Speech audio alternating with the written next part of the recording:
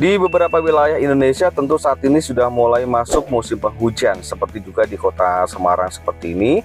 Sore ini juga lagi hujan. Dan memang kalau di musim hujan ini mulai banyak masalah ya guys ya, sahabat. Jadi banyak persoalan-persoalan di jalanan, khususnya misalkan jalan rusak, jalan berlubang, atau juga mungkin ada genangan air di sana sini, sehingga kita harus berhati-hati di dalam berkendara. Selain itu juga visibilitas atau pandangan kita ke depan juga berkurang, karena juga pastinya karena adanya halangan ya, curah hujan yang tinggi di kaca, sehingga kita juga pandangannya kurang jelas. Nah, hingga salah satu yang cukup berbahaya adalah namanya aquaplaning. Aquaplaning ini sering terjadi ketika mobil melaju kencang di jalan tol khususnya. Apakah itu aquaplaning? Aquaplaning itu adalah kondisi di mana mobil kehilangan daya cengkeram di jalan yang berefek pada kehilangan kendali, sehingga seringkali terjadi eksiden atau kecelakaan. Penyebab utama terjadinya aquaplaning adalah genangan air seperti hujan dan juga banjir, artinya genangan air yang ada di jalan tol khususnya, dan mobil dalam kecepatan tinggi. Nah, karena itu ada tips khusus saat mengemudi mobil di musim hujan seperti saat ini untuk menghindari gejala aquaplaning yang tak jarang berujung fatal. Selain itu, di jalan tol biasanya kalau ketika hujan maka ada potensi genangan air yang dangkal yang sering tidak terlihat dari jauh. Nah, kondisi ini sering ditemui di jalan tol ketika hujan deras dan sistem drainase yang membutuhkan waktu untuk mengalirkan air hujan. Semuanya ini memiliki potensi bahaya. Oleh karena itu, saat hujan turun dan kemudian kita sedang mengendarai di tengah-tengah jalan tol, kurangilah kecepatan mobil sekitar 20-30 km per jam atau 20% dibandingkan kondisi normal, sehingga Anda memiliki kontrol lebih baik atas mobil di tengah kondisi jalan yang licin dan juga genangan air, dan tidak terjadi aquaplaning.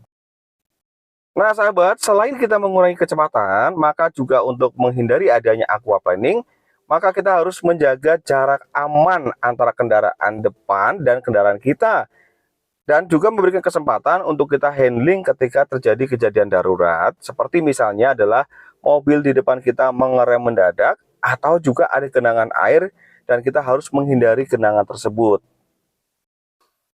Nah, bagaimana jika terjadi aquaplaning? Maka kita janganlah panik. Kita tetap tenang serta fokus untuk menggenggam setir.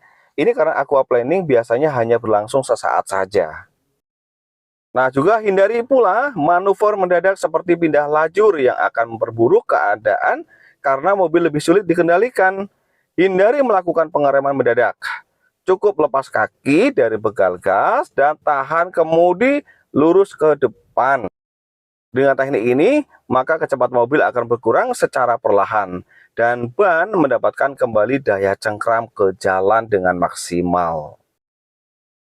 Nah, ketika hujan kita juga harus beradaptasi serta waspada kepada lingkungan atau mobil sebelah kanan dan depan kiri kita, sehingga kita bisa memastikan bahwa mobil tersebut dengan kondisi yang aman dan tidak juga membahayakan untuk kita. Dan umumnya lalu lintas akan melaju lebih lambat, bahkan terhenti ketika ada genangan air. Hindari berkendara agresif dengan kerap memotong jalur, karena kondisi tersebut sangat berbahaya, dan tetaplah tenang serta waspada dalam berkendara. Nah, sekarang kita juga ingin membahas mengenai saat panas atau tidak hujan. Ban merupakan komponen mobil yang wajib kita perhatikan, sebab hanya banlah yang melakukan kontak langsung dengan aspal jalanan. Jika komponen ban ini bermasalah, maka Anda akan kesulitan mengendalikan mobil ketika hujan turun.